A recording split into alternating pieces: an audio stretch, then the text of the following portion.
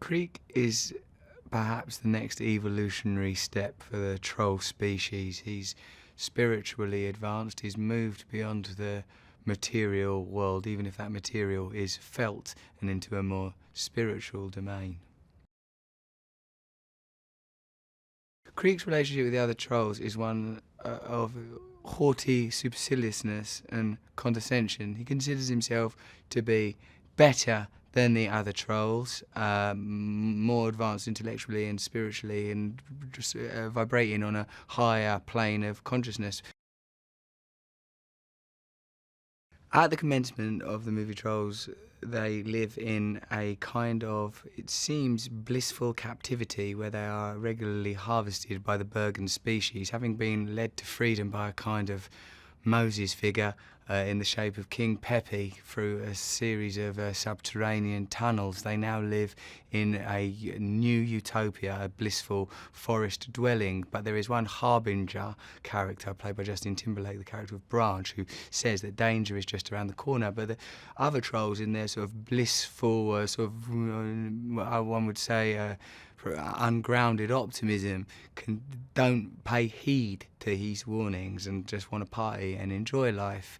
They don't see the writing on the wall, to use a biblical analogy, that there is the threat of danger. When danger eventually comes, of course, only Branch, the cynic, is prepared for danger in the form of the returning Bergens. They are kidnapped, beginning the Iliad part of the film, a quest where Poppy, as the hero, in order to fulfill her father's dreams and live on her legacy, her duty as a monarch, a figurehead, a sovereign, the emblem of the divinity of the trolls in their troll world, has to rescue her friends.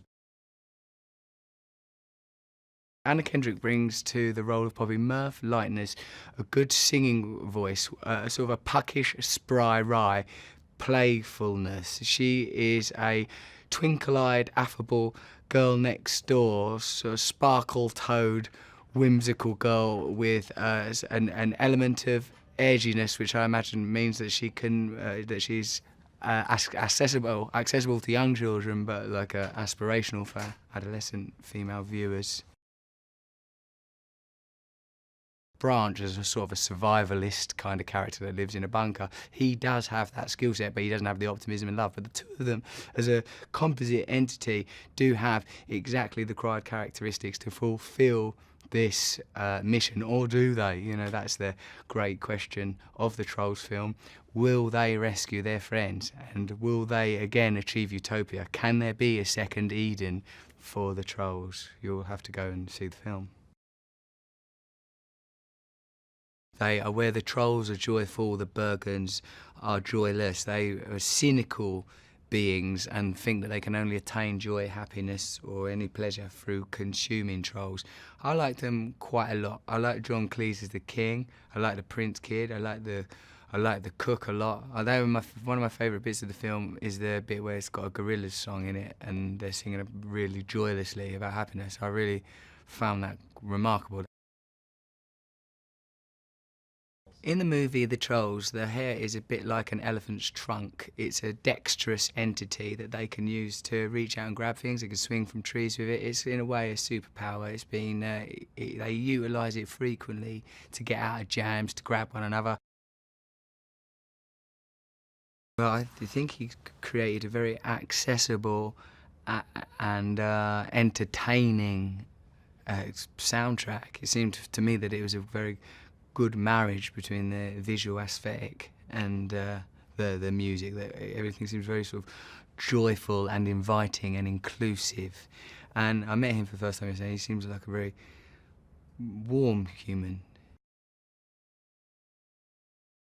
Mike, he seemed to me to be a very funny guy. He was up for a laugh, and I remember he gave me some good direction, you know, which, like, I know you're supposed to get that of directors, but it's surprising how infrequently it occurs. He said something like, there was a bit where I was doing something and I guess I had one eye on the comedy of it, and he said, oh no, do it properly, sincerely. It was like maybe with the Namaste bit where I was getting off of a bug at the beginning of the film.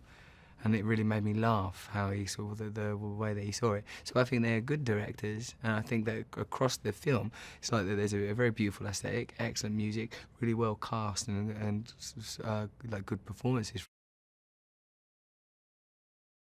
There are universal themes because it's about perspective. It's about the positivity of the Trolls, the negativity of the Bergens, and the necessity for compromise and collaboration when we're seeking to achieve an objective. Now that would be a relevant life lesson if you're a little 5-year-old kid. I'm a little bit like the Trolls in that in my own life I get happiness from hugging, mindless optimism, singing and dancing, and a kind of mission to return to the Holy Land or Eden of my youth, a blissful transcendence.